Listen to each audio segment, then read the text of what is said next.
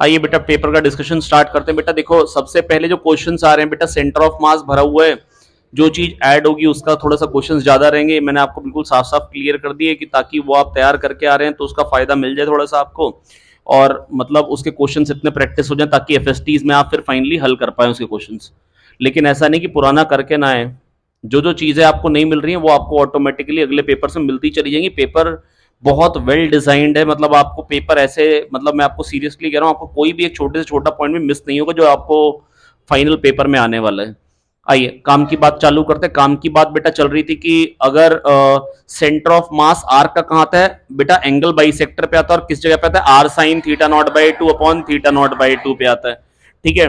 अच्छा इसके बाद हॉलो हेमिस्फीयर का कहाँ आता है, आर बाई टू पे, सॉलिड हेमिस्फीयर का 3r/8 पे, और हॉलो कोन का h/3 पे, ट्राइंगुलर प्लेट का h/3 पे, सेंट्रॉइड पे, और सॉलिड कोन का कहाँ था, h/4 पे। ये सॉलिड कोन है, क्या आ जाएगा, h/4, 40/4, 10। इसके बाद बेटा कह रहे हैं ये दो पार्टिकल्स हैं, और पूछा है मतलब सेंटर ऑफ मास की वेलोसिटी, दोनों की वेलोसिटी गिवन है। सेंटर ऑफ मास की वेलोसिटी कैसे निकालते हैं, m1v1 plus m2v2 upon m1 plus m2। Centre of मास का पोजीशन वेक्टर कैसे निकालते हैं, m1r1 plus m2r2 till mn upon m1 plus m2 till mn, मतलब m1r1 plus m2r2 and so on upon total मास। ऐसे आ जाता है सेंटर ऑफ मास का position vector. X coordinate निकालना तो m1x1 plus m2x2 till mnxn upon total मास। ठीक है। और यहां पर बेटा मेरे से पूछिए सेंटर ऑफ मास की वेलोसिटी, एक्स कंपोनेंट जो है वो दो में सेम दे रखा है, इसलिए मैं एक्स कंपोनेंट कैलकुलेट नहीं करूंगा। वाई कंपोनेंट जो है वेलोसिटी है सब में अलग अलग है ऑप्शन में, इसलिए मैं m1v1 plus m2v2 upon m1 plus m2 से करूंगा। तो 500 इंटू 5 अपॉन 700, तो 5 इंटू 5 अपॉन 7 बेटा क्या आ जाएगा, 25/7। ऑप्शन 3 आ गया। मैंने आई कैप वाला कोफिशिएंट नहीं कैलकुलेट किया, थोड़ा सा दिमाग लगाइए, आई कैप वाले दो में एक जैसे थे, अगर मैं कैलकुलेट करता तो मेरी झंड हो जाती, इसलिए मैंने क्या किया, खाली जे कैप वाला कोफिशिएंट कैलकुलेट किया। खाली वाई डायरेक्शन वाली वेलोसिटी देखी, m1v1 है ना, मतलब m1v1 plus m2v2 upon m1 plus m2 में खाली मैंने वाई डायरेक्शन वाला देखा। वाई डायरेक्शन वाली वेलोसिटी एक की 0 है, खाली 10 आई कैप है, दूसरे की 5 जे कैप है। तो बेटा 500 इंटू 5 ये उसकी वेलोसिटी हो गई, अपॉन टोटल मास क्या हो गया, 700। खत्म, 25/7 is the answer. J cap में 25/7 एक ही ऑप्शन में। कह रहे two bodies of masses m1 and m2 have equal kinetic energy, their momentums are p1 and p2। कह रहे p1/p2 क्या होगा बेटा, काइनेटिक एनर्जी होती है बेटा p²/2m। काइनेटिक एनर्जी क्या होती है, p²/2m। तो अगर p²/2m होती है काइनेटिक एनर्जी, बेटा मेरी बात सुन लेंगे ध्यान से, p²/2m kinetic energy, p1²/2m1 equal to p2²/2m2। तो p1²/p2² क्या देगा, m1/m2, p1/p2 क्या देगा, √m1/m2। ठीक है। तो कौन सा ऑप्शन हो जाएगा, थर्ड वाला ऑप्शन।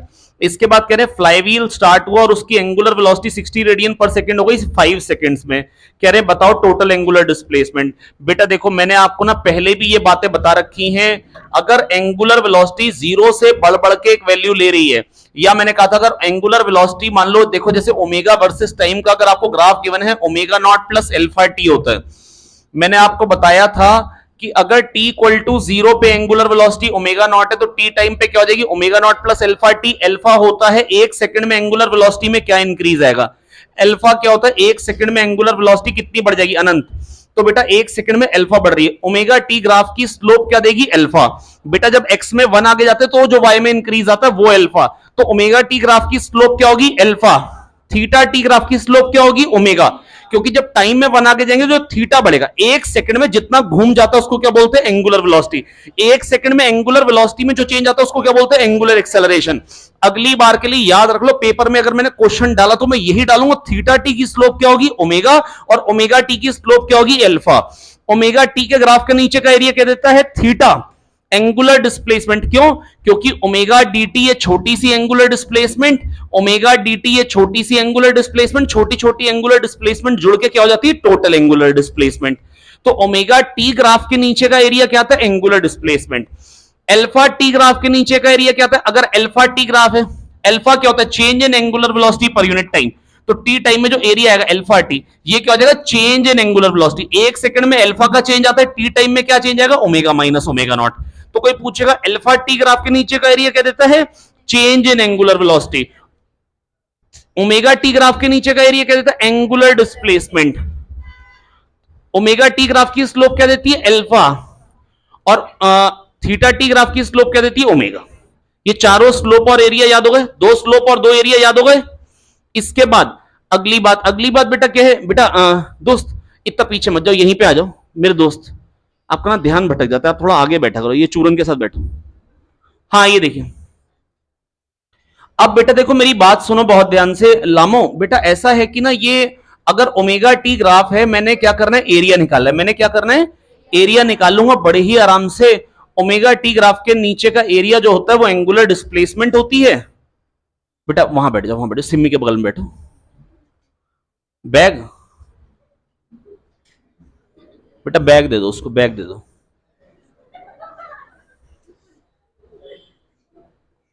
हाँ ये देखिए, इसके बाद बेटा देखो मेरी बात सुनो बहुत ध्यान से। अफान अफान बेटा, अफान ओमेगा टी ग्राफ के नीचे का एरिया तो एंगुलर डिस्प्लेसमेंट। अब बेटा सोचो, अगर एंगुलर डिस्प्लेसमेंट ये एरिया से निकालो या आप डायरेक्टली एवरेज वैल्यू ले लो, तो यहां से निकालो एरिया तो सेम आएगा। यहां पर एक ट्राइंगल का कम हो गया, लेकिन वही ये यहां पे ट्राइंगल आ गया। तो बेटा कहने का मतलब है, अगर एवरेज एंगुलर वेलोसिटी ले लोगे और उससे ही आप मान लो पार्टिकल लगातार चल रहा है, तो भी वही एंगुलर डिस्प्लेसमेंट मिलेगी। और कहा गया था क्वेश्चन में, कह रहे हैं एंगुलर वेलोसिटी जो है वो 0 से बढ़ के 60 हुई है, रेस्ट से स्टार्ट हुआ था 60 हुई, तो एवरेज क्या हो जाएगी? 0 और 60 की एवरेज क्या हो जाएगी? 30। एक सेकंड में एवरेज से 30 घूमेगा, तो 5 सेकंड में 30 इंटू 5 150, खल्लास। इसके बाद टेंजेंशियल एक्सेलरेशन। बेटा देखो एक्सेलरेशन तीन तरीके के प्रदीप सर ने आपको बताया था। एक होता है एंगुलर एक्सेलरेशन, अगर कोई घूम रहा है एक सेकंड में एंगुलर वेलोसिटी जितने से बढ़ जाएगी उसको बोलते हैं एंगुलर एक्सेलरेशन। टेंशन नहीं लेनी, मस्त रहना, सारा काम डन होगा। टेंशन लेने से नहीं निकलोगे, टेंशन लेके बैठी रहती है, वो पागल है यार। हाँ अच्छा बेटा मेरी बात सुनो ध्यान से। एक होती है चेंज इन angular velocity per unit time, वो है एंगुलर एक्सेलरेशन। एक लीनियर एक्सेलरेशन के दो कंपोनेंट होते हैं, एक टेंजेंशियल और एक रेडियल।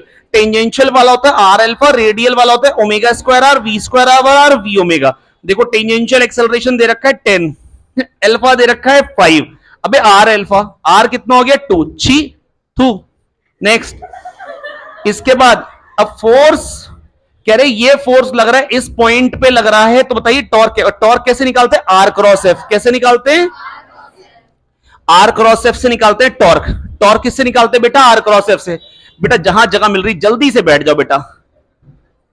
हाँ बिल्कुल शांति रखेंगे। हाँ मेरे दोस्त राणा, राणा बेटा ऐसा है कि ना ये क्वेश्चन अगला जो दे रखा है, कह रहे फोर्स वेक्टर दे रखा है, आर वेक्टर दे रखा है, और कह रहे टॉर्क निकालना है। टॉर्क कैसे निकालते हैं? आर क्रॉस एफ से।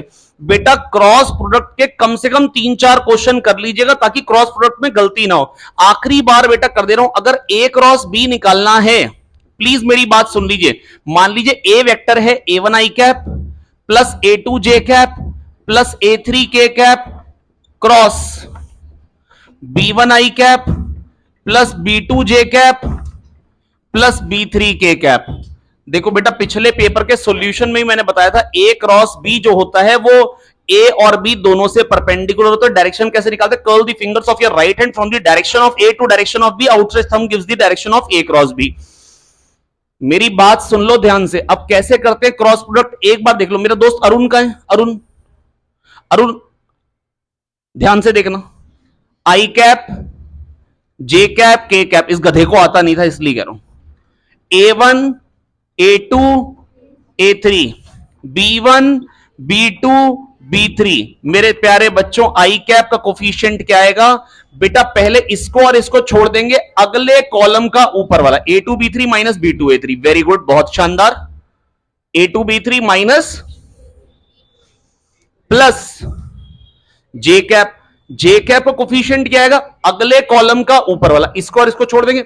A3 B1 minus B3 A1, A3 B1 minus B3 A1, और के कैप का कोफिशिएंट क्या आएगा मेरे प्यारे बच्चों?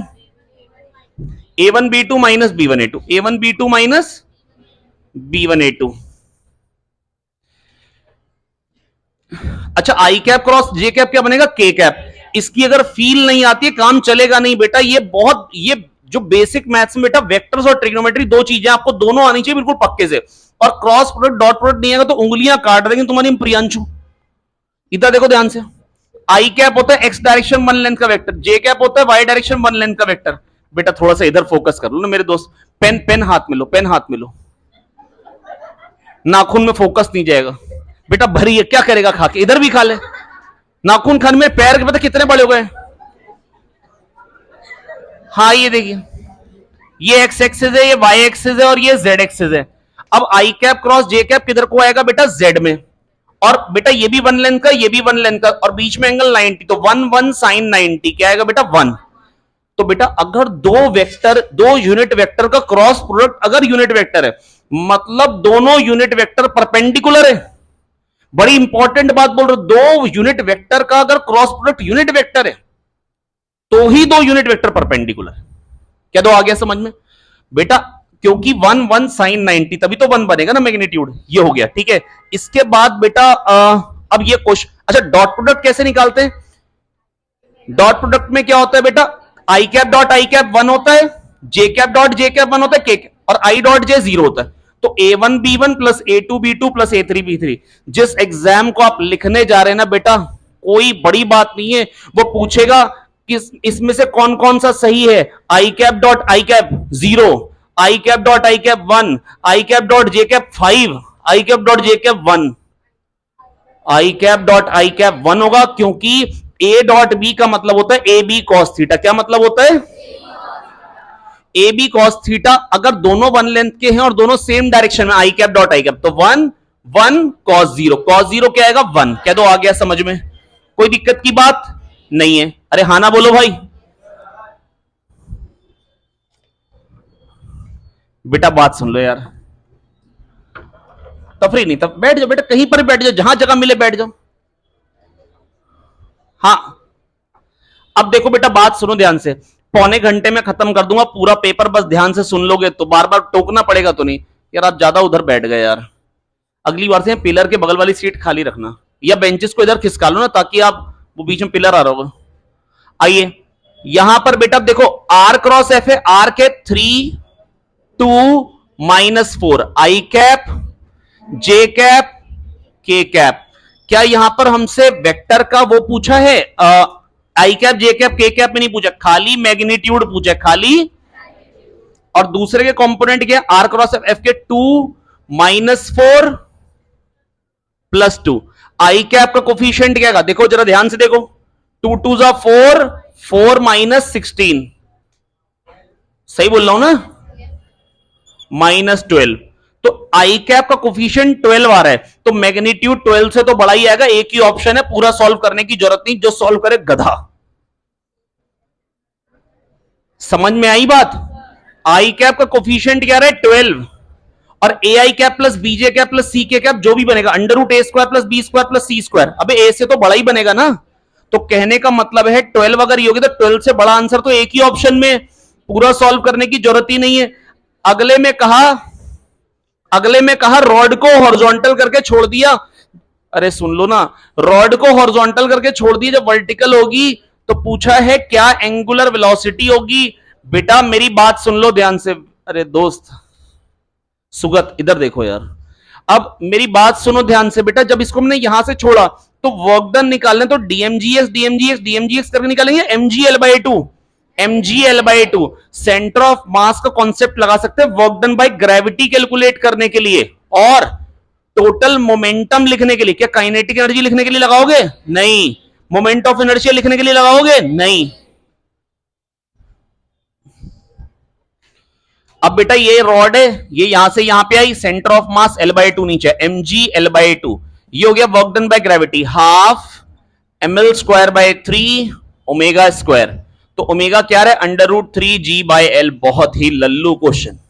नेक्स्ट अगला, a girl sits near the edge of a rotating platform, if the girl moves from the circumference towards the center of platform, then the angular velocity of the platform will, अबे गधे,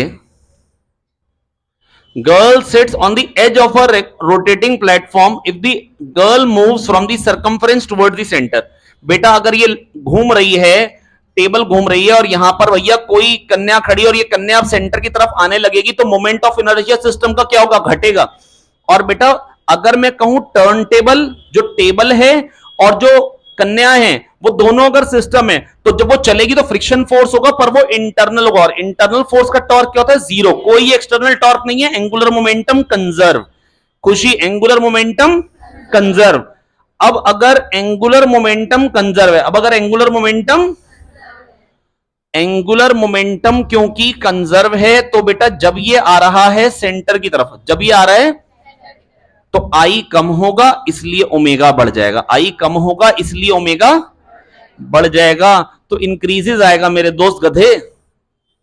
next, इसके बाद a disc is rolling without slipping, its energy of translation is E, और कह रहे हैं its total kinetic energy will be, पिछले paper में दिया था रिंग, इस बार क्या दिया? डिस्क।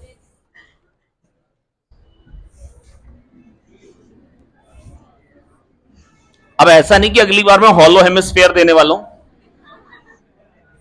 2 बार दे दिया इतना बहुत है। हाँ ये देखिए, हेलो, अच्छा बेटा मेरी बात सुनो बहुत ध्यान से, हाफ एम वी स्क्वायर होती है ट्रांसलेशनल काइनेटिक एनर्जी, और half I C omega square, I C क्या हो गया? M are square by 2, disc है, omega square are square omega square V square, ये 1/4 एम वी स्क्वायर, तो इसकी वैल्यू ई है तो ये क्या हो जाएगा? ई बाई 2, उसका हाफ है, translation E plus E by 2, answer क्या आ जाएगा? 3 ई बाई 2। नेक्स्ट, अगले वाले में कह रहे हैं stone of mass m1 moving with a uniform speed v explodes, बेटा बॉम्ब है जा रहा है वो फूटा, और कह रहे हैं m2 मास उसमें से रेस्ट पे आ गया, तो बताना the speed of the other fragment. अरे भाई m1 मास है, v स्पीड से जा रहा है, अब 2 पार्ट में टूटा, छोटा m2 और दूसरा क्या हो जाएगा? m1 माइनस m2, अब ये तो रुक गया, इसकी तो वेलोसिटी जीरो हो गई, रेस्ट पे आ गया, ये v से चल रहा था। बेटा किसी बॉम्ब अपने आप से फूटा, किसी ने गुदगुदी नहीं लगाई, एक्सटर्नल फोर्स जीरो है, मोमेंटम कंजर्व होगा। याद दिला देता हूं बात, बेटा m1 v1 plus m2 v2 till mn vn upon total mass क्या होता है? सेंटर ऑफ मास की वेलोसिटी। अरे हुस्नुल गधे इधर भी देख ले, m1 v1 plus m2 v2 till mn vn upon total मास होता है सेंटर ऑफ मास की वेलोसिटी। डिफरेंशिएट कर दो, m1 a1 plus m2 a2 till mn an upon total मास होता है सेंटर ऑफ मास का acceleration. m1 a1 force on 1, m2 a2 force on 2, mn an force on nth particle, तो f1 plus f2 till fn क्या हो जाता है? Total force, total force upon total mass क्या होता है? Acceleration of centre of mass. अगर total force zero होगा तो acceleration of centre of mass zero होगा, acceleration of centre of mass zero मतलब velocity of centre of mass constant. अबे हाँ ना बोलो यार, velocity of centre of mass constant, velocity of centre of mass total momentum upon total mass. Shivam Raikwar, total momentum upon total मास। बेटा m1 v1 plus m2 v2 खाली 2 के लिए लिख देता हूं यार, अपॉन टोटल मास, आगे टंडन कर लो, ये velocity of centre of mass. Acceleration of centre of मास क्या? m1 a1 plus m2 a2, वो हो जाएगा force on 1 plus force on 2 and so on upon total मास। तो मैं कह रहा हूं टोटल फोर्स अगर जीरो है, टोटल फोर्स में 2 तरीके के फोर्स आते हैं, इंटरनल फोर्स का सम और एक्सटर्नल फोर्स का सम। इंटरनल फोर्स वो फोर्स है जिनका सम हमेशा जीरो होगा, क्यों? क्योंकि अगर ए ने बी पे लगाया, मान लो अट्रैक्शन, बी ए पे लगाएगा attraction, equal opposite same line के लॉन्ग काटते हुए, नेट फोर्स इंटरनल वालों का तो क्या बनेगा? जीरो। इंटरनल वाले ऐड होके क्या हो जाएंगे? जीरो। क्या हो जाएंगे? तो जो भी टोटल फोर्स होता है वो क्या होता है? Total external force. तो अगर टोटल फोर्स जीरो है या एक्सटर्नल फोर्स जीरो, दोनों बातों का मतलब एक ही है। या कोई कहता है खाली इंटरनल फोर्स लग रहे हैं, इन तीनों बातों का मतलब एक ही है, खाली इंटरनल फोर्स लग रहे हैं, एक्सटर्नल फोर्स एब्सेंट है, या टोटल फोर्स जीरो है।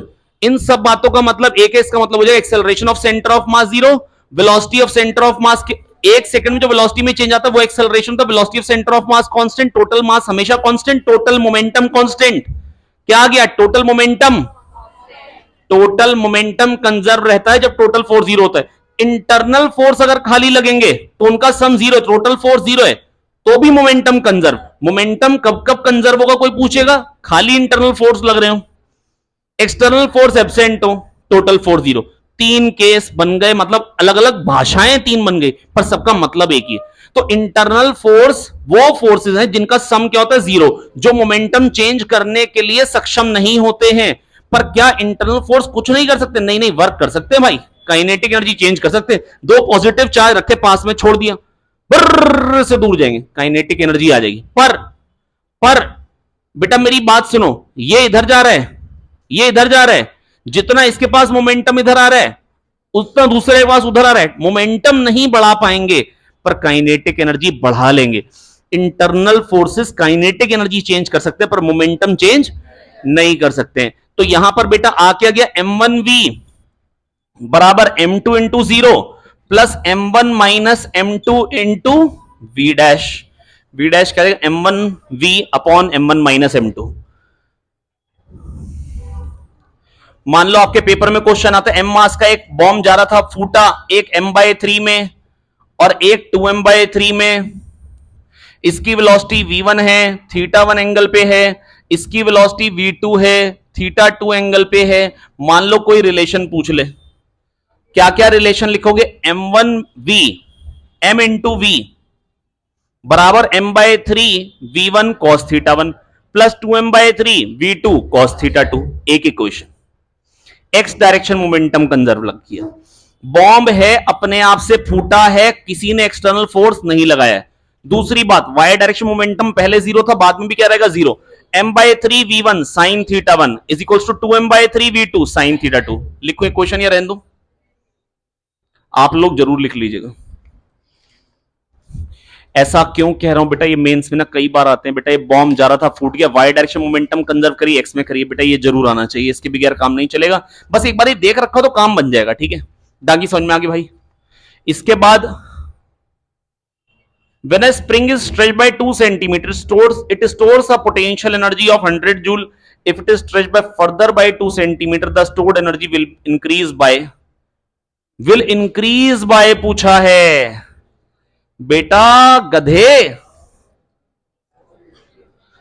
will increase by पूछा है बेटा। मेरी बात सुने ध्यान से, अगर आपने इलोंगेशन डबल कर दिया तो पोटेंशियल एनर्जी 4 टाइम्स हो गई, ये बात सही है, हाफ के एक्स स्क्वायर, पर बड़ी तो 300 से है ना। चलिए कह रहे हैं the rate of change of total momentum of a many particle system is proportional to the sum of internal force of the system. हट, rate of change of total momentum क्या होता है, एक्सटर्नल फोर्स। क्या होता है बेटा, external force, ठीक है। तो ये इंटरनल नहीं होता है बेटा, ये तो असर्शन तो फॉल्स है, असर्शन फॉल्स वाला ऑप्शन तो एक ही है, तो मैं रीजन क्यों पढ़ूं। Internal force can change kinetic energy but not momentum. हाँ पता है मेरे को। Kinetic energy of a system can be increase और decrease without applying external forces on the system. बेटा ये ना लैंग्वेज थोड़ी सी मेरे को अच्छी नहीं लगी, हालांकि असर्शन सही है, मतलब काइनेटिक एनर्जी बिना एक्सटर्नल फोर्स के चेंज हो सकती है, बात सही है, पर कैन बी इंक्रीज। अबे जब एक्सटर्नल फोर्स है ही नहीं तो कैन बी इंक्रीज्ड का मतलब क्या हुआ, मतलब कर सकते हो तो तब ना जब आप उसमें इंटरवीन कर सकते हो। मतलब मेरे को लग रहा है अच्छी लैंग्वेज ये होती, kinetic energy of a system में इंक्रीज और decrease without application of external force, तो ज्यादा अच्छी लैंग्वेज होती। हालांकि जो एक कहना चाह रहे हैं मैं समझ पा रहा हूं कि काइनेटिक एनर्जी एक्सटर्नल फोर्स के बगैर चेंज हो सकती है, ये बात सही है। अब कह रहे हैं this is because kinetic energy is equal to half mv square, so it is independent of any external forces. क्या हो गया, अच्छा ये कह रहे फॉल्स स्टेटमेंट। मैं ये देख रहा था वो कीड़े ज्यादा तो नहीं आ रहे यार, ये आ रहे हैं कीड़े यार। दरवाजे बंद कर दे क्या भाई, दरवाजे बंद कर दो, मैं ना वो डक्ट चालू कर देता हूं, उससे क्या होगा, वो नहीं होगा, पता लगे ये कीड़े ज्यादा हो गए तो आपको बाहर निकाल देंगे। ये वाला इधर से धकेल दो, आर्किश बेटा ये भी धकेल दो।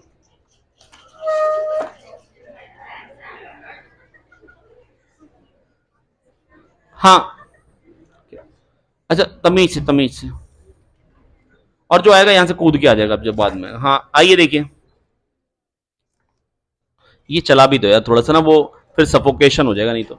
और वैसे भी मुंह तो ऊपर कर रखे, कौन सा ठंड लगने वाली। आइए बेटा बात सुनिए ध्यान से, हेलो चलिए आइए सुनिए बेटा। Kinetic energy of a system can be increased और decrease without application of external force, सही है। This is because kinetic energy is half mv square, so it is independent of any external force. नहीं, external force तो kinetic energy और मोमेंटम दोनों change कर सकते हैं, इंटरनल फोर्स खाली काइनेटिक एनर्जी चेंज कर सकता है। और एक्सटर्नल फोर्स काइनेटिक एनर्जी और मोमेंटम दोनों चेंज कर सकते हैं। समझ में आ गया, बहुत ही शानदार। नेक्स्ट क्वेश्चन कह रहे हैं a particle of mass m, क्या असर्शन करेक्ट है, रीजन इनकरेक्ट है? सी 3। अबे रीजन करेक्ट होने कह रहे kinetic energy independent of external force. हट, तुम अकेली बैठी, मैं आके पीछे से लात मारूं जोर से, काइनेटिक एनर्जी चेंज नहीं होगी क्या? तो वो डिपेंड करती है एक्सटर्नल फोर्स पे। नेक्स्ट बेटा देखो, इंपल्स क्या होता है? एफटी ग्राफ के जो नीचे का एरिया होता है that is impulse. Impulse change in momentum. Impulse क्या होता है बेटा? Change in momentum. प्लीज मेरी बात सुन लो ध्यान से।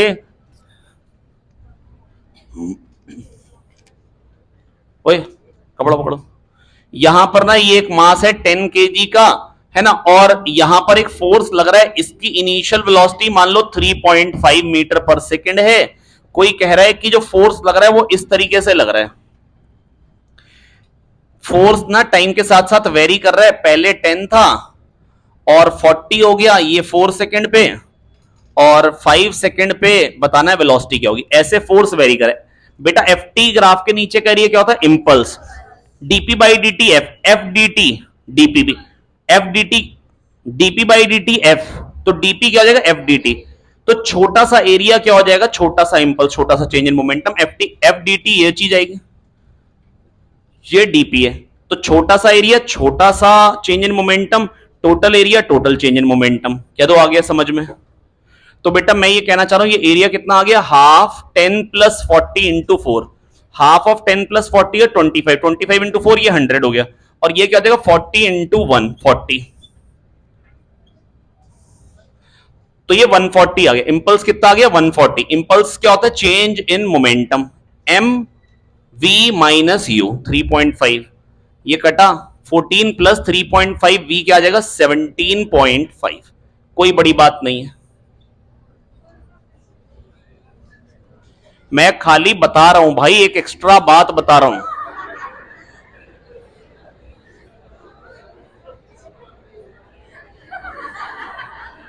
अच्छा माफ कर दो मेरे को माफ कर दो बेटा, मैं खाली ये बता रहा हूं कि कैसे कैसे क्वेश्चन बन सकते हैं। पर अगर कोई कह देगा फोर्स कांस्टेंट है तो एक सेकंड मोमेंटम में क्या चेंज आएगा? F. DP by D F होता है। डीपी मोमेंटम में चेंज आया, डीटी टाइम में, तो एक सेकंड में क्या चेंज आएगा? DP by D. तो बेटा जो एक सेकंड में मोमेंटम में चेंज आता है उसको हम बोलते हैं force. Change in momentum per unit time is force. एक सेकंड में जो मोमेंटम में चेंज आता है उसको क्या बोलते हैं? फोर्स। तो बेटा एक सेकंड में एफ का चेंज आएगा। तो कोई पूछे टी टाइम में क्या चेंज है? अगर कांस्टेंट फोर्स लग रहा है तो इंपल्स क्या हो जाएगा? F T. क्या हो जाएगा? कोई इंटीग्रेशन की जरूरत नहीं है। एफडीटी का इंटीग्रेशन तो तब कर रहे हैं जब फोर्स वेरी कर रहा हो भाई। अब हर सेकंड में मोमेंटम में एफ का ही चेंज आ रहा है। अरे यहीं से कूद के आ जा, दरवाजा बंद करो, कूद के आ जाओ। अच्छा अच्छा बस बस बस, ज्यादा शोर करो इसकी पॉटी निकल जाती है। अच्छा बेटा बात सुनो, अब बेटा इसके बाद बेटा एफ टी हो जाएगा बेटा इंपल्स। तो बेटा देखो यहां पर कह रहे हैं एक पार्टिकल था, रेस्ट पे था, कांस्टेंट फोर्स लगा टी टाइम के लिए, काइनेटिक एनर्जी बताओ। कैसे बताओगे बेटा? एफ इंटू टी हो जाएगा change in momentum, P square by 2m होती है काइनेटिक एनर्जी, एफ टी का स्क्वायर बाई 2m, ऑप्शन 2। अगला कह रहे a torque of 2 newton metre produces an angular acceleration of 2 radian per second square if its radius of gyration is 2 metre. कह रहे radius of gyration 2 metre है, its mass will be, कह रहे मास कितना होगा? प्लीज मेरी बात सुन लो, ये टॉर्क है, torque equal to I alpha, alpha भी 2 है, तो आई कितना आ गया? 1। आई क्या होता है? एम आर स्क्वायर, एम के स्क्वायर, रेडियस ऑफ गायरेशन 2 है, तो यहां से मास कितना आ गया? 1/4। छी, पहले tau equal to I alpha लगाया, वहां से आई निकाला, और आई क्या होता है? एम के स्क्वायर। आई क्या होता है? रेडियस ऑफ गायरेशन होता है वो पोजीशन जहां पर सारा का सारा मास रख दें। रेडियस ऑफ गायरेशन होता है वो पोजीशन जहां पर सारा का सारा मास रख दें, ताकि मोमेंट ऑफ इनर्शिया वही है, ताकि मोमेंट ऑफ इनर्शिया। यार ये खिड़कियां प्लीज बंद कर लें यार, है ना, ये कीड़े आ रहे हैं, थोड़े से काटने वाले भी लग रहे हैं। काटते हैं? अच्छा प्यारे हैं। अच्छा चलिए बेटा बात सुनिए, moment of inertia and rotational kinetic energy of a flywheel are this and this. Moment of inertia दे रखा है और रोटेशनल काइनेटिक एनर्जी दे रखी है।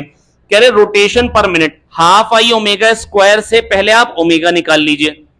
हाफ आई दे रखा है 20, ओमेगा पता नहीं है, बराबर ये रोटेशनल काइनेटिक एनर्जी दे रखी है, तो यहां से ये आ जाएगा 10 और ओमेगा क्या आ जाएगा 10।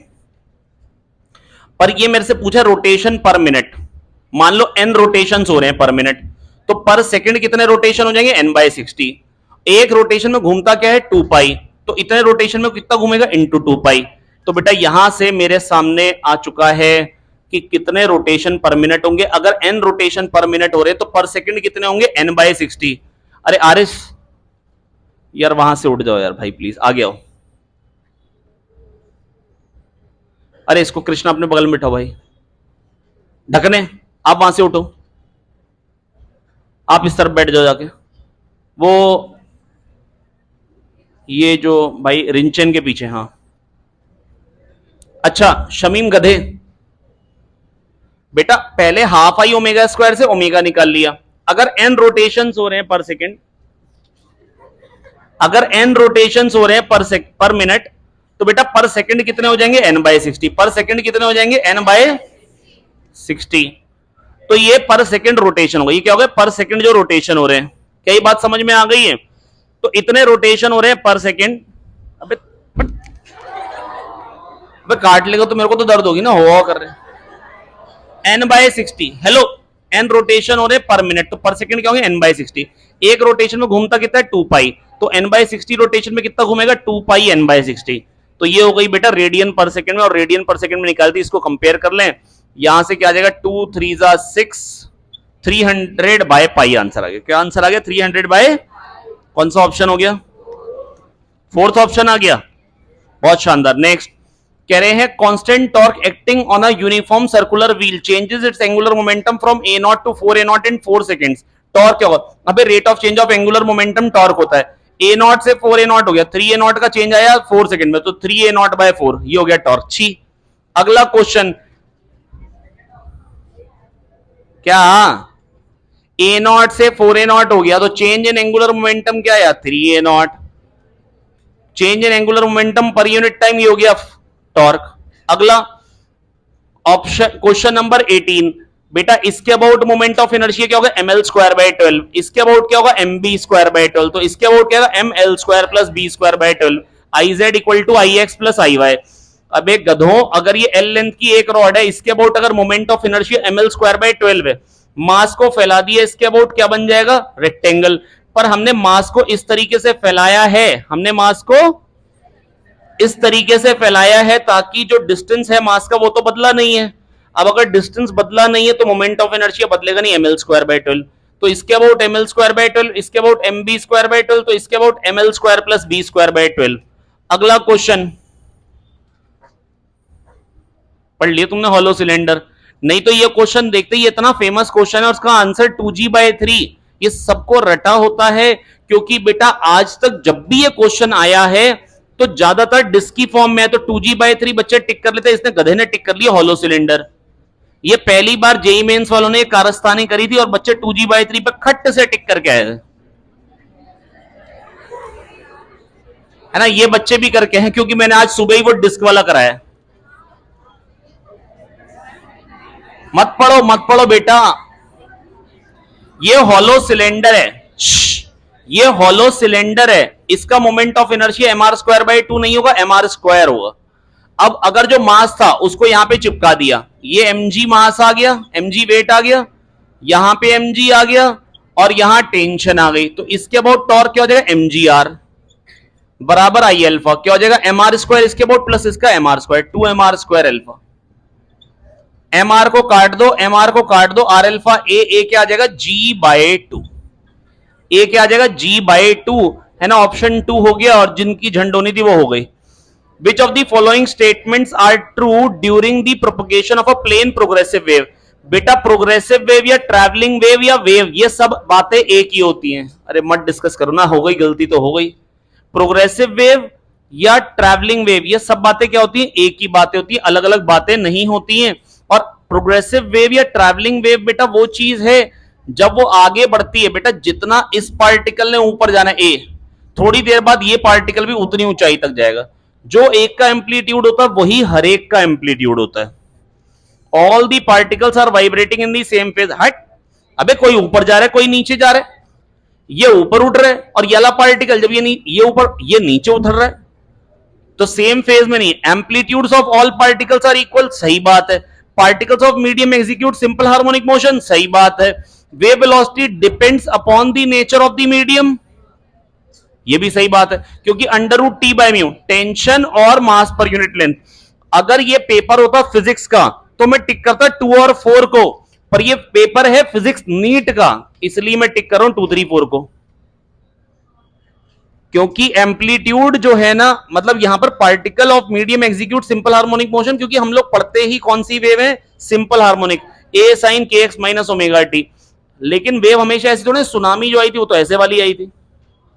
तो कहने का मतलब क्या है कि भाई मेरी बात सुनो बहुत ध्यान से। हेलो, मैंने सिखाया क्या, एम्पलीट्यूड सबका बराबर होता है, ट्रैवलिंग वेव बोलते उसको है, same displacement history is repeated at each and every point from where the wave passes. जो यहां हो रहा है वही यहां होगा, वही यहां होगा, वही सेम हिस्ट्री रिपीट होगी। जो यहां हुआ थोड़ी देर बाद वही यहां होगा, थोड़ी देर बाद वही यहां होगा।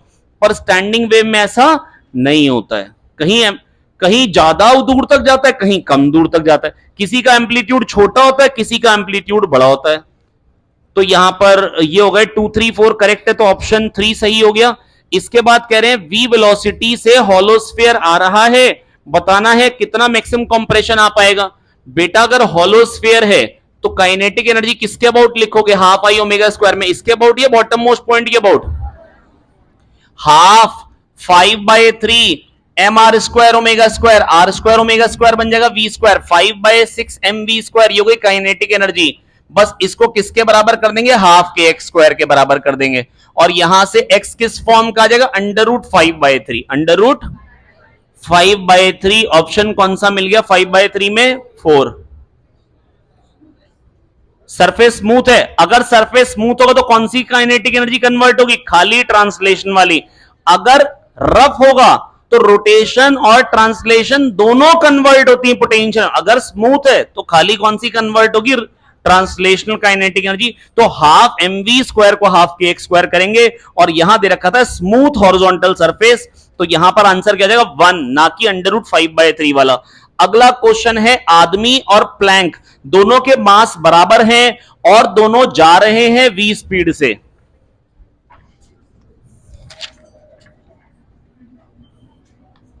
कर लो बेटा जितनी बातें करनी है। हां, सोनाली,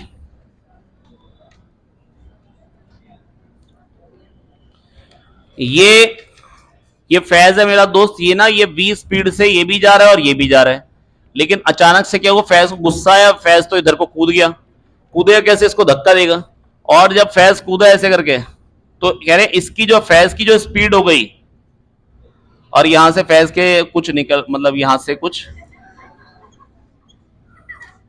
वो जो नाड़े वाली थी वो निकल गई, बहुत तेज कूदा ये।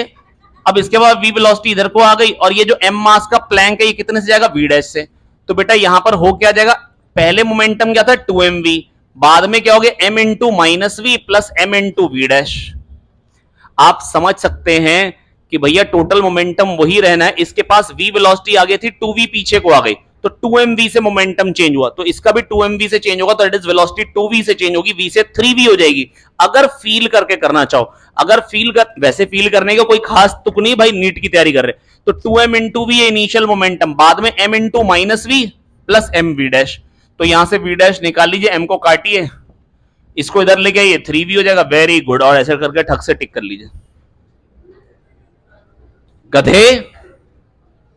नेक्स्ट, अब बेटा ट्रायंगुलर प्लेट का कहां था, h/3 पे, यहां से h/3 ऊपर, और यहां से हाइट क्या हो गई b, तो यहां से b/3 इधर, तो x कोऑर्डिनेट तो आएगा b/3, और b कितना है 3, b कितना है 3, तो 1 वाला आंसर आना चाहिए, ऑप्शन 1। इधर से b/3 पे और इधर से h/3 पे, तो 6 हाइट है, तो 6/3 2, तो y कोऑर्डिनेट 2 आएगा, ऐसा भी एक ही में, ऐसा भी एक ही में। Angular momentum of a system of particle is conserved when no external force acts upon the system, या when no external torque, जब टॉर्क जीरो होता है तो एंगुलर मोमेंटम कंजर्व होता है, जब टॉर्क जीरो होता है तो एंगुलर मोमेंटम, अबे कह दो आ गया समझ में। अगला क्वेश्चन, एक्चुअली इस पेपर में ना ज्यादा साथ साथ में रिवाइज इसलिए नहीं करा रहा हूं क्योंकि 11th अभी अभी रिवाइज कराई है, तो इसलिए बहुत ज्यादा रिवाइज कराने की जरूरत नहीं बाकी रह गई है।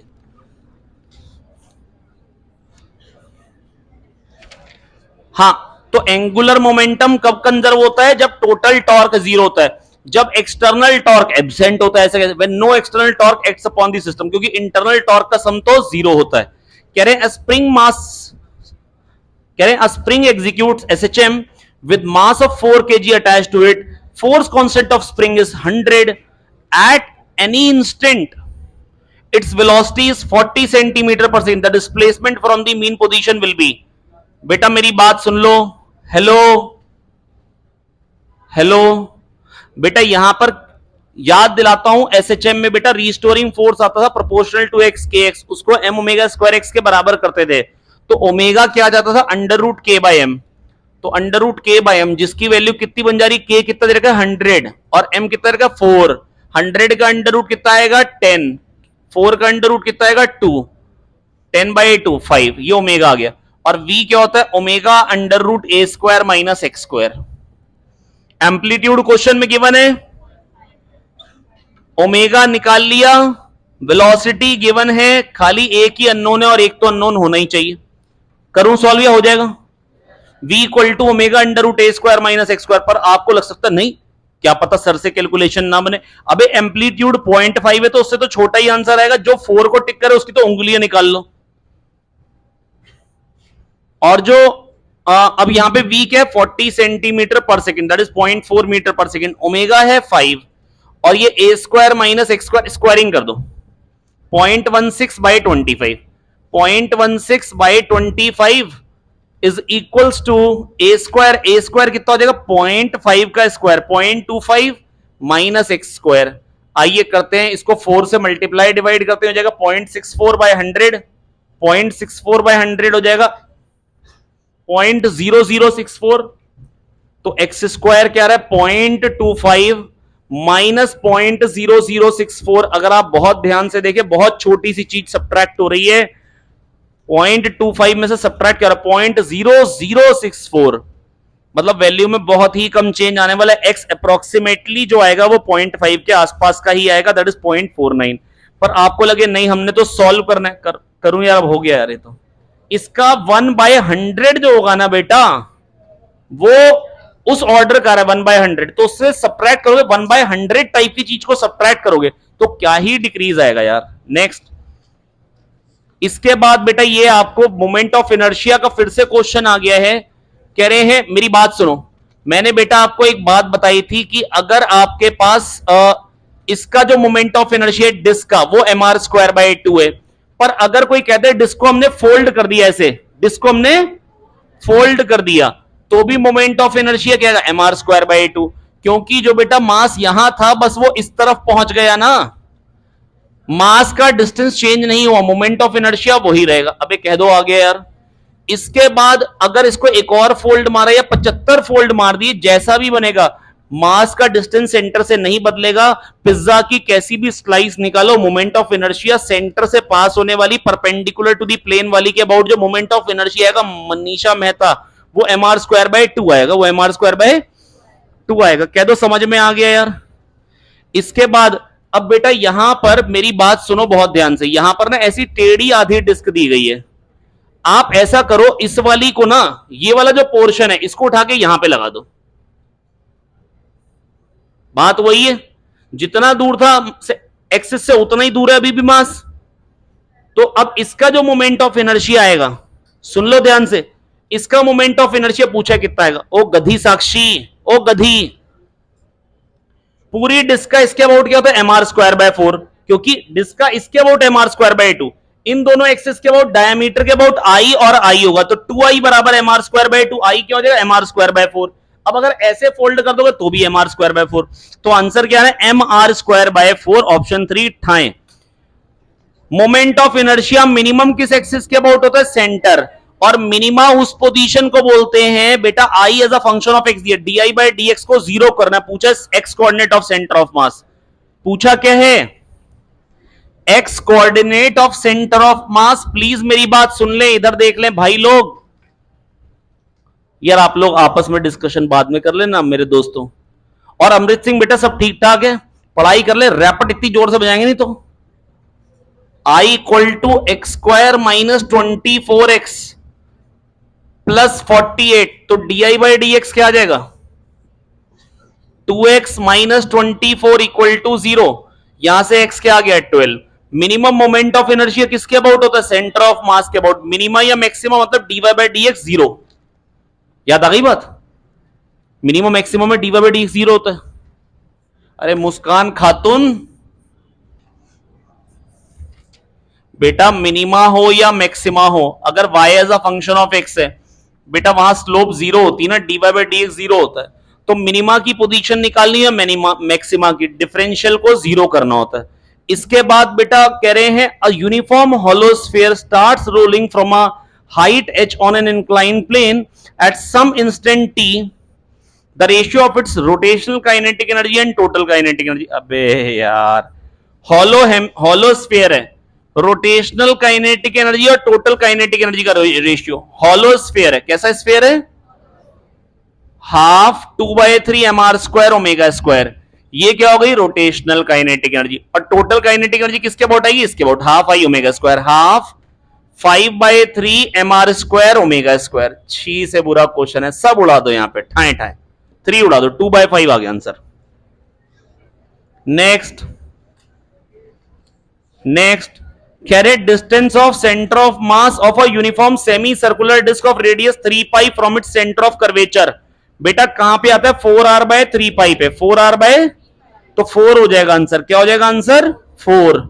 इसके बाद time period of a simple pendulum, बेटा ये जितने भी सेंटर ऑफ मास की चीजें हो सकती थी वो मैंने सारी पूछ ली हैं। हॉलो कोन का h/3, सॉलिड कोन का h/4, आधी डिस्क का 4r बाय 3 पाई, आधी डिस्क का 4r बाय 3 पाई, आर्क का r sin theta not by 2 upon theta not by 2, hollow hemisphere का r/2, सॉलिड हेमिस्फीयर का 3r/8। बस एक क्वेश्चन है जो मैंने कैविटी वाला इस बार नहीं पूछा है। बेटा कैविटी वाला क्वेश्चन क्या होता है, जैसे कहीं कहते हैं r रेडियस की डिस्क है, इसमें से r/4 रेडियस की डिस्क को रिमूव करके फेंक दिया, तो बेटा देखो बचा क्या, ये बचा, तो जिसको फेंक दिया, अब कोई पूछेगा अब बताओ बाकी का centre of mass centre of curvature से कितनी दूरी पे होगा, तो आपने क्या करना है नॉर्जिन आपने क्या करना है, आपने जिसको फेंका है पहले उसको उठा के रख दो, पाई आर स्क्वायर टोटल का एरिया और इसका पाई आर बाय 4 स्क्वायर 1/16 है, तो इसका मास अगर m है तो पूरे का 16m, तो इसका बचे होगा 15m। अब सेंटर ऑफ मास तो यहीं पे आएगा पूरे का मिला के, तो m1x1 अगर ये r/4 है तो ये क्या हो जाएगा 3r/4, तो m into 3r/4 m1x1 plus m2x2 15m into x upon total mass equal to 0 करोगे तो x क्या आ जाएगा यहां से -3r/60 -r/20 ऐसा क्वेश्चन आएगा, कर लोगे। एक कैविटी वाला ही था जो बचा है, जो अब बन सकता है, जो मैंने आपको बता दिया, शायद समझ में आ गया होगा। अबे कोई तो हाना बोल दो मेरे प्यारे गधों, इसका pi R by 4 square, pi R square by 16, इसका पाई आर स्क्वायर पूरे का, तो इसका मास अगर m होगा तो इसका 16m, तो इसका m तो बचे हुए का 15m, बचे हुए का 15m। तो अब बेटा कैसे करना है, m1x1 m इंटू इसका सेंटर ऑफ मास का distance 3r/4 plus m2 15m into x upon total मास 16m, और ओरिजिन पे ही सेंटर ऑफ मास है जाने, तो यहां से x क्या आ जाएगा बेटा 3 से डिवाइड कर दो, 3 5 15 हो जाएगा, 5 नीचे आएगा -r/20 आ जाएगा, कह दो आ गया यार। इसके बाद कौन सा क्वेश्चन आ गया, अबे यार बेटा कह रहे time period of a simple pendulum measured inside a elevator is 4 second if the lift starts accelerating downward. बेटा अगर नीचे जाने लग गई ए से तो जी इफेक्टिव क्या हो जाएगा, एम ए ऊपर को बेटा बंद करके जाओ दरवाजा ये, हाँ तो बेटा अगर वो कह रहे हैं नीचे जाने लग गई तो एम ए ऊपर को लगाएंगे, एम जी नीचे था एम ए ऊपर को, तो जी इफेक्टिव क्या हो जाएगा जी माइनस है, तो जी -3g/4 g/4, तो पहले टाइम पीरियड था 2 pi under root L by G, अब क्या जाएगा 2 pi under root L upon G by 4, 4 का 4 ऊपर आ जाएगा, 2 टाइम्स हो जाएगा टाइम पीरियड 8 सेकेंड्स। क्या दो आ गया समझ में या नहीं आ गया? Among a certain set of axes for a rigid body, the moment of inertia is always minimum about one passing through the center of mass. गलत।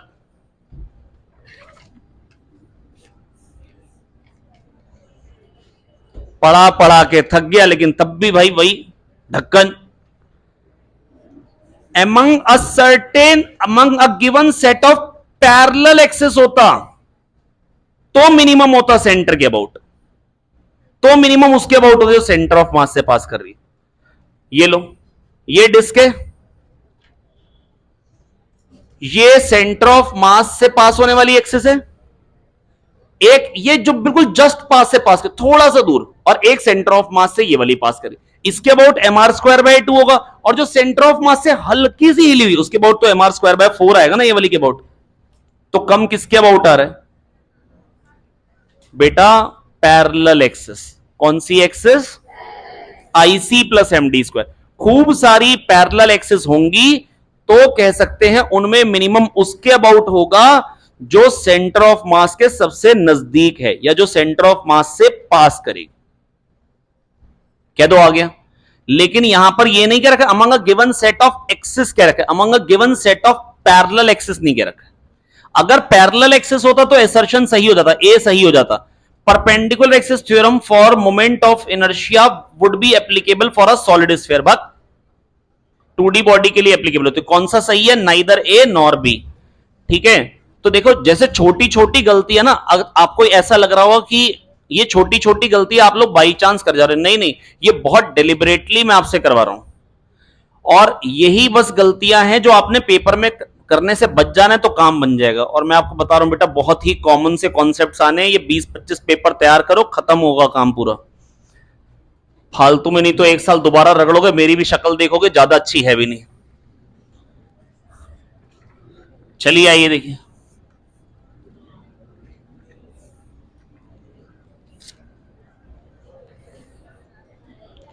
हाँ तो मेरे दोस्त किस क्वेश्चन पे आ गए?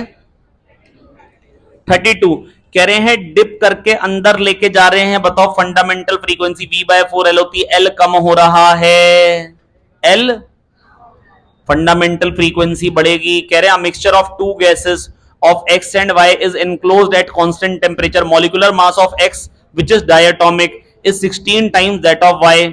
मॉलिक्यूलर मास X का 16 टाइम्स है Y से, तो आरएमएस वेलोसिटी क्या हो जाएगी? 1/4। क्या दो आ गया भाई? मेरी बात सुनो, कौन से डायटोमिक है, पॉलीएटॉमिक है, मोनोएटॉमिक है, इससे कोई मतलब नहीं होता। Root mean square velocity under root 3RT/m होती। जब रूट मीन स्क्वायर वेलोसिटी पढ़ी थी ना, तब आपको डिग्री ऑफ फ्रीडम का मतलब भी नहीं पता था। गैस लॉज में पढ़ी थी आप लोगों ने केमिस्ट्री में, तो डिग्री ऑफ फ्रीडम पे तो डिपेंड ही नहीं करती। अगर करती होती तो गैस लॉज में क्यों पढ़ाते? हाँ, तो अंडर रूट 3RT/m होती है। कभी ये थोड़ी ना बताया आपको कि भैया रूट मीन स्क्वायर वेलोसिटी है तो पॉलीएटॉमिक नॉन लीनियर है, कौन सी गैस है, उस पर तो निर्भर ही नहीं करती है भाई। तो बस मैं आपसे इतना कहना चाह रहा हूं, कह रहे हैं RMS speed in Y to RMS speed in X, तो बेटा ये तो under root M X by under root M by आ जाएगा, और एक्स का मॉलिक्यूलर वेट जो है वो वाई से क्या 16 टाइम्स, तो अंडर रूट 16 आ जाएगा, तो आंसर क्या जाएगा? 4। क्या हो जाएगा आंसर? 4। हाँ पे 1/4 तो ऑप्शन में भी नहीं था। अबे यार, यही सेम क्वेश्चन मैंने कराया था आज, 34th वाला क्वेश्चन मैंने कराया आज सुबह आप लोगों की क्लास में। ये तो मिस्टेक हो गई यार। चलिए कौन सा फिर भी सही हो गया होगा? हाँ ये देखिए, अरे नहीं नहीं, वो सेम था ही नहीं, वो तो उसमें तो मैंने इधर से बांधा था ना, उसमें इधर से बांधा, इसमें तो उधर से बांधा है यार, ये अलग हो गया भाई। हाँ ये देखिए, अच्छा हेलो, ये 3L/4 है, ये इसके बगल यहां पर टेंशन ज्यादा होगी, यहां पर टेंशन कम होगी, और T1 + T2 तो mg होगा, और T1/T2 जो आएगा वो ग्रेटर देन 1 आएगा। ज्यादा ऑप्शन हो रहे हैं, कोई बात नहीं, और सॉल्व करें। ये mg आ रहा है, इसके बहुत टॉर्क जीरो करो, mg इंटू L/2 बराबर T1 into 3L/4, T1 into 3L/4 बराबर mg इंटू L/2। यहां से T1 निकाल लोगे, ऐसे ही T1 प्लस T2 से mg निकाल लोगे, T2 निकालोगे, T1/T2 निकाल लोगे। और ये कैसा तरीका है? बकवास। क्या T1 पूछा है? क्या T2 पूछा है? इसके अबाउट टॉर्क लेंगे ताकि T1 इंटू L/4 बराबर T2 इंटू 2L/4। इसके अबाउट टॉर्क लेके जीरो करो। T1 इंटू L/4 बराबर T2 इंटू 2L/4। ये 2L/4, ये L/4। तो T1/T2 क्या आ जाएगा? 2। क्या दो आ गया भाई? नेक्स्ट, इसके बाद बेटा क्या आएगा? Mass at the end of spring execute simple harmonic motion about an equilibrium position with an amplitude a, its speed as it passes through the equilibrium position is 2v। कह रहे इफ द एम्पलीट्यूड जो है, अगर amplitude को 4 times कर देंगे तो क्या होगी बेटा? मैक्सिमम स्पीड होती है a ओमेगा। क्या होती है? अगर SHM वही वाला है, ऑसिलेटर वही है, तो ओमेगा तो वही रहेगा √k/m। अगर a को 4 टाइम्स कर दिया तो मैक्सिमम स्पीड भी 4 टाइम्स हो जाएगी, दैट इज 8v हो जाएगी। क्या हो जाएगी? 8v। इसके बाद आ गए बेटा हम सेक्शन बी पे। 15 क्वेश्चन मेरे सामने हैं। पानी की बोतल खोल दो भाई, बढ़ो आगे। ये समझ में आ गया इसके वो टॉर्क जीरो क्यों कर रहा हूं?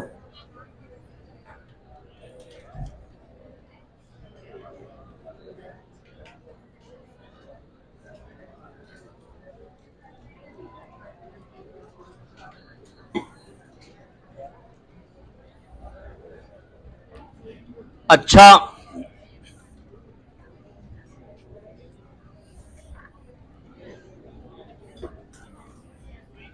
शांति। इसके बाद बेटा अगला क्वेश्चन है 10 ट्यूनिंग फोर्स। हेलो, शांति शांति बेटा, बातचीत नहीं है। खुशी, अब तो मैं आपको देख भी बहुत दिन बाद रहा हूं।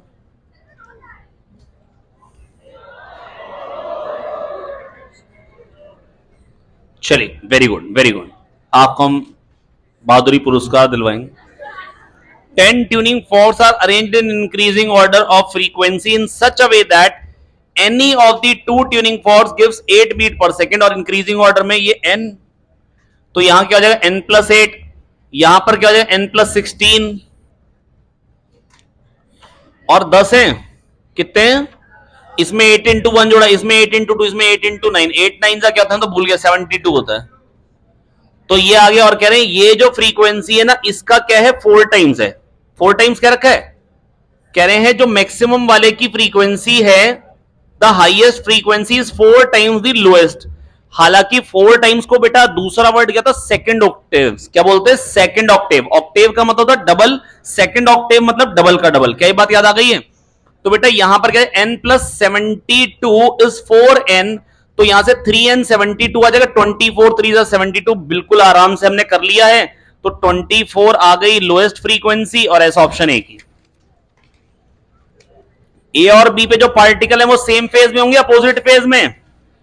सेम फेज में। एडजेसेंट लूप वाले जो होते हैं वो ऐसे ऐसे चलते हैं, लेकिन जो एक छोड़ के ऑल्टरनेट लूप्स वाले होते हैं वो तो सेम फेज में होते हैं, वो तो सेम फेज में होते हैं। एम्पलीट्यूड का कह रहे हैं आर के साथ क्या रिलेशन आएगा? 3 तरीके की बातें पड़ी थी। एक था स्फेरिकल वेव फ्रंट, एक था सिलेंड्रिकल वेव फ्रंट, और एक था प्लेन वेव फ्रंट। एक क्या था? Plane wave front. अगर पॉइंट सोर्स है, अगर कैसा सोर्स है?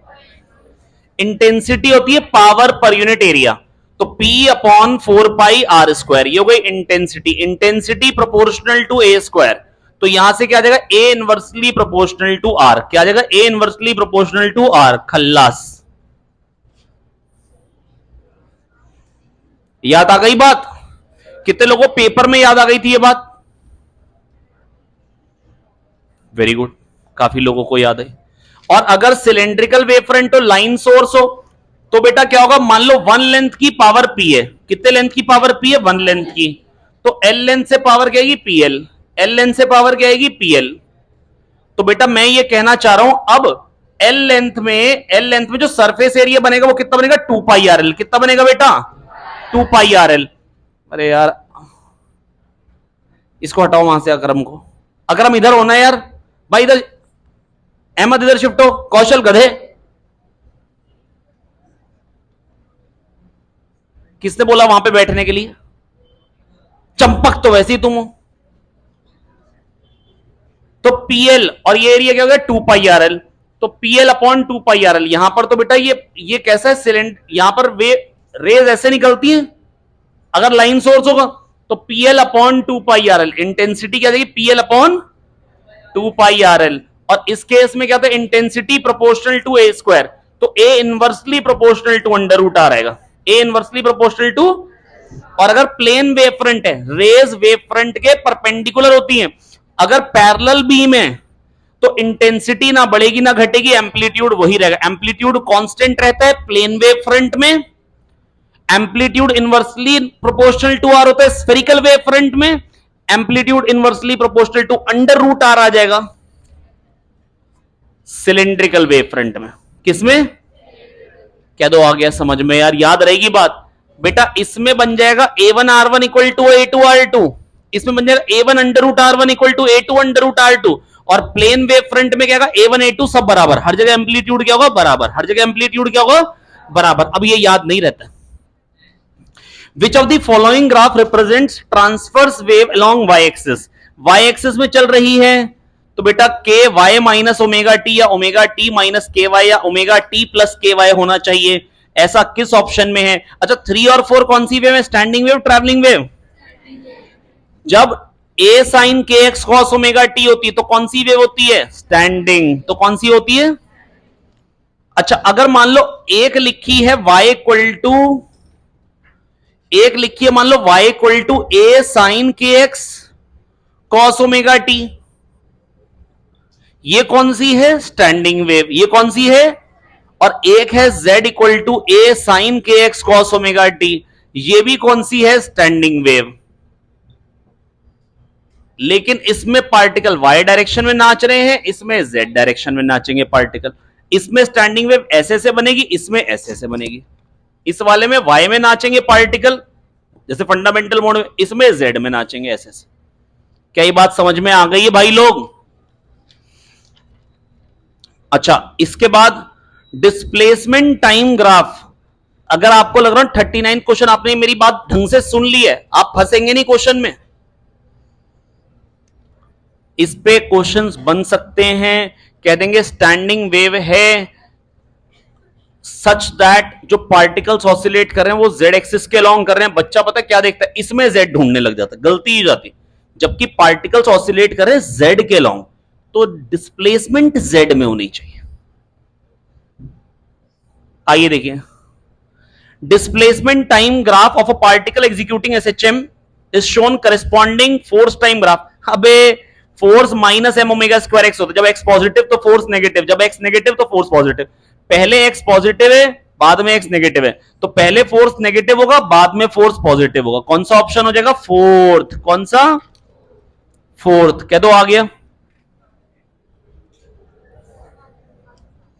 नहीं आया? अबे गधों, अगर एक्स ऐसा दे रखा है, एक्सेलरेशन कैसा आएगा? इस तरीके का ना, acceleration minus omega square x, force minus M omega square x. अगर पार्टिकल पॉजिटिव में जा रहा है तो फोर्स नेगेटिव में, पार्टिकल नेगेटिव में जा रहा है तो फोर्स पॉजिटिव में, उल्टा चलता है ना। तो भैया अगर एक्स पॉजिटिव है तो फोर्स क्या होना चाहिए? नेगेटिव, और एक्स नेगेटिव है तो फोर्स क्या होना चाहिए? पॉजिटिव। क्या तो समझ में आ गया? अगला क्वेश्चन कह रहे हैं यूट्यूब है containing a liquid moves with a horizontal acceleration A along the direction joining the two limbs. The separation between these two limbs is d. The difference in their level is. मैंने आपको एक बात बताई थी, अगर यहां पर फ्लूइड अगर ऐसे भरा हुआ है तो अगर आप बिल्कुल एक्सट्रीम वाले को ज्वाइन करते हैं तो भी tan थीटा a बाई जी होता है। क्या ये बात याद आ गई है? और tan थीटा को हम यहां पर डिफरेंस इन लेवल बताना है y, और ये चीज d दे रखी है, तो y बाई डी के बराबर कर दीजिए, तो y क्या जाएगा? ए डी बाई जी। क्या जाएगा बेटा? ए डी बाई जी। क्या तो आ गया समझ में? इसको समझ में नहीं आया मेरे दोस्त को? गधे, कृष्णा। अगला बेटा देखो, अब ध्यान से देखो, कह रहे हैं रूट मीन स्क्वायर की, root mean square velocity B पे और ए पे। बेटा देखो पीवी का प्रोडक्ट देखो, प्रेशर जो है वो भी प्रेशर डबल हो गया और वॉल्यूम 4 टाइम्स, तो पीवी का प्रोडक्ट कितने टाइम्स हो गया, 8 टाइम्स। ए पे पीवी का प्रोडक्ट क्या है, 2, बी पे क्या है 4 × 4 16, पीवी का प्रोडक्ट जो हो गया वो 8 टाइम्स हो गया। पीवी का प्रोडक्ट 8 टाइम्स मतलब टेम्परेचर 8 टाइम्स, मतलब root mean square velocity √8 times. नहीं आया, PV equal to nRT, temperature proportional to PV होता है। अरुण टेम्परेचर क्या होता है, प्रोपोर्शनल टू पीवी, टेम्परेचर क्या होता है, प्रोपोर्शनल टू पीवी। तो बेटा पीवी का प्रोडक्ट पहले क्या था 2, बाद में क्या हो गया 16, तो पीवी का प्रोडक्ट जो है वो 8 टाइम्स हो गया, √3RT/m। मेरे प्यारे बच्चों, अगर जो टेम्परेचर है वो 8 टाइम्स हो गया तो 8 का अंडर रूट क्या आएगा, 2√2। रूट मीन स्क्वायर वेलोसिटी क्या हो जाएगी, 2√2 टाइम्स। मेरा दोस्त का अंशुमान, मयंक का है, चम्मू। अगला क्वेश्चन, ये 43 वाला क्वेश्चन, यार ये गलत क्वेश्चन आ गया पेपर में यार।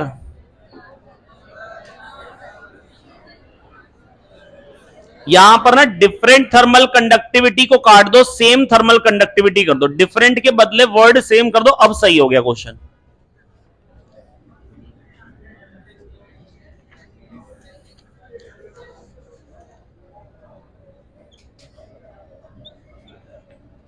ये सिलेंड्रिकल रॉड से इसका रेडियस डबल है। बेटा रेजिस्टेंस क्या होता है, यहां का टेम्परेचर देखा है 10 और यहां का क्या देखा 100 डिग्री सेंटीग्रेड, और कह रहे हैं जंक्शन का टेम्परेचर बताओ, टी होगा। अब बेटा देखो मेरी बात सुनो, हेलो, इसका रेडियस क्या है डबल, रेडियस डबल तो एरिया क्या हो गया 4 टाइम्स, रो एल बाय ए। इसका रेजिस्टेंस अगर आर होगा ना तो इसका 4R, क्योंकि रेडियस हाफ हो गया तो area 1/4, resistance 4 times, rho L by A, area होता है πr²। अगर रेडियस हाफ हो गया तो एरिया 1/4 हो गया, रेजिस्टेंस 4 टाइम्स हो गया। तो टेम्परेचर डिफरेंस कितना आ गया, 100 - 10 90, 90/5R। और यहां पर टेम्परेचर टी और यहां पे 10, तो टी - 10, 100 - 10/5R, सीरीज में रेजिस्टेंस जुड़ गए, और T - 10 रेजिस्टेंस क्या है R। तो ये कितना आ जाएगा, 5 1 जा 5, 5 8 जा 5 1 जा 5, 4 इधर है, 5 8 जा 40, 18 + 10, टेम्परेचर कितना आ जाएगा 28। ये मैंने खाली, अरे यार आंसर मत कहो ना, डिफरेंट, वो तो क्वेश्चन ही अलग है ना, डिफरेंट थर्मल कंडक्टिविटी है, तो फिगर में वो लिख रखा था K1 और K2 के बारे में, K और 2K लिख रखा था, वो लिखा नहीं है इसमें अब, इसलिए मेरे को ये करवाना पड़ा सेम थर्मल कंडक्टिविटी, फोटो मेरे पास है नहीं। Specific heat of gas undergoing adiabatic changes, adiabatic change में हीट क्या सप्लाई करते हो, 0। गैस कंप्रेस होती है, टेम्परेचर बढ़ जाता है, गैस एक्सपैंड होती है, टेम्परेचर कम हो जाता है। तो बेटा स्पेसिफिक हीट को कैसे निकालते हैं, Q = NC ΔT के बराबर करके, पर बेटा Q क्या है, 0 है, तो C की वैल्यू क्या आ गई, 0। तो मोलर हीट कैपेसिटी क्या होती है एडियाबैटिक प्रोसेस के लिए, 0। A metal ball of area 200 centimeter square, temperature 527 degrees centigrade, is surrounded by a vessel at 27 degrees centigrade. If the emissivity of metal is itna, net rate net rate of loss of heat is nearly E sigma A T की power 4 minus TS की power 4, E sigma A T की power 4 minus TS की power 4। करूं solve, ये हो जाएगा।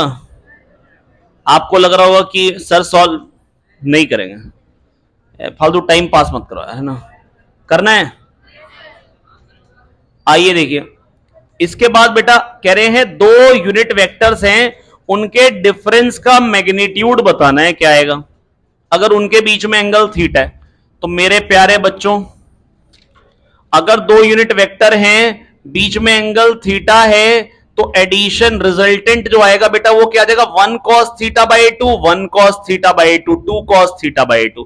और बेटा जो 1 sin θ/2 होंगे ना बेटा, वो कट जाएंगे, याले कंपोनेंट कट जाएंगे, 1 cos θ/2, 1 cos θ/2 जुड़ जाएंगे 2 cos θ/2। लेकिन अगर डिफरेंस लेना है, आगे बेटा समझ में,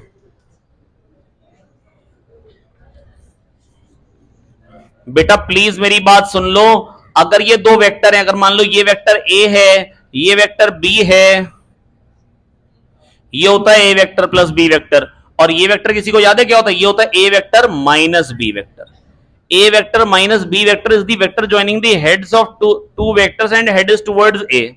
समझाऊं कैसे? इस वेक्टर को नाम मान लेते थे X vector, B vector plus X vector equal to A vector, this vector plus this vector equal to this vector. कह दो आगे एक्स क्या आ जाएगा बेटा? A minus B. तो बेटा यहां पर ये a माइनस बी है डिफरेंस, और ये डिफरेंस का मैग्नीट्यूड क्या है? 1 sin theta by 2, 1 sin theta by 2, 2 sin theta by 2। कौन सा ऑप्शन हो गया बेटा? Third.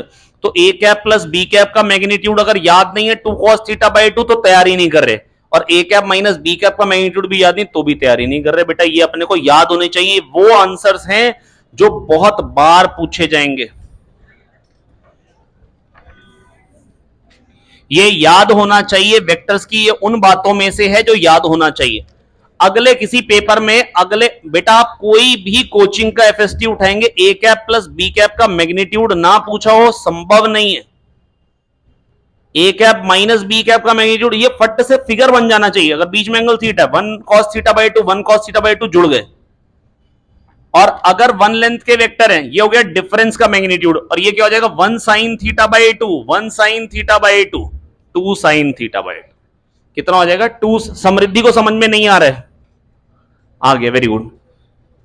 A uniform chain of length L mass m is hanging on a smooth table and 1/3 of its length is hanging vertically down the edge of the table.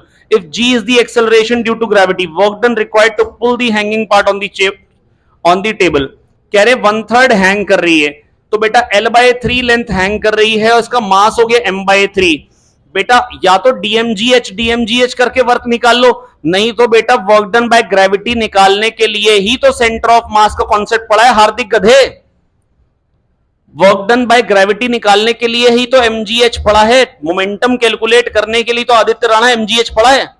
यहां पे centre of मास कहां पे आ गया? L/6 पे, आधे पे। L/3 का आधा L/6, m/3 g L/6, mg L/18। कौन सा ऑप्शन? फोर्थ। इसके बाद कह रहे हैं दो रॉड्स हैं, एम मास की एल लेंथ की, एम मास की एल लेंथ की, इसके अबाउट मोमेंट ऑफ इनर्शिया क्या होगा बताओ? ml²/12 एक का, ml²/12 दूसरी का। त्रिचाला राय गधी, ml²/12 और ml²/12 क्या हो जाएगा? ml²/6। और जितना इसके अबाउट होगा इस एंगल बाइसेक्टर के अबाउट, उतना इस एंगल बाइसेक्टर के अबाउट जो पूछा है। I plus I, 2I equal to ml²/6, तो I क्या हो जाएगा? ml²/12। कह दो आगे यार, नहीं आया क्या? किसको नहीं आया? आ गया? हाँ, हेलो विरंशील गधे, विरंशील बेटा मेरी बात सुन लो ना भाई दोस्त प्लीज।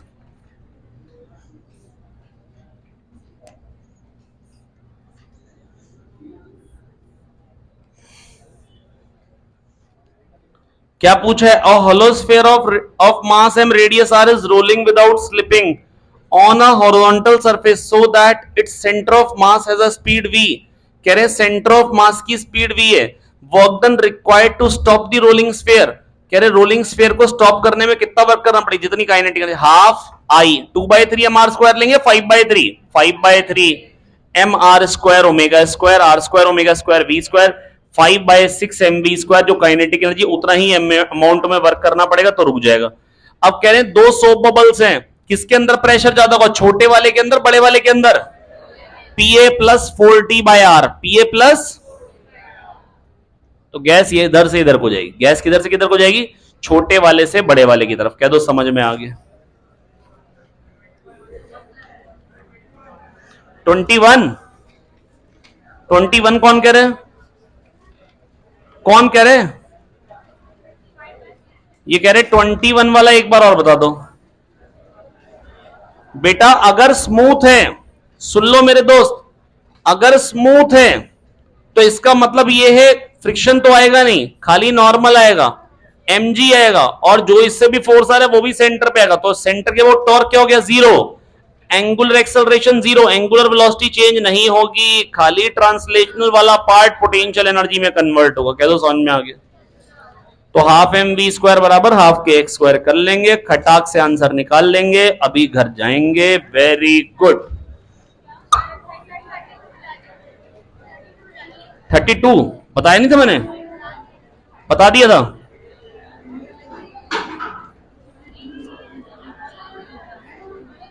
अरे रुको, ये कह रही 32 वाला बताना है, मेरी बात सुनो ध्यान से। अरे रुक तो जाओ ना, मैं जाऊंगा पहले फिर जाना, रुको। 32 वाले में बेटा जैसे जैसे वो अंदर जाएगा तो पानी भरता जाएगा उसके अंदर, लेंथ जो खाली बचेगी कम बचेगी, तो v बाय 4l होती है। क्या होती है बेटा, fundamental frequency v by 4l। l कम हो रहा है तो फंडामेंटल फ्रीक्वेंसी बढ़ जाएगी। और बताओ 14 48, इसमें क्या है यार,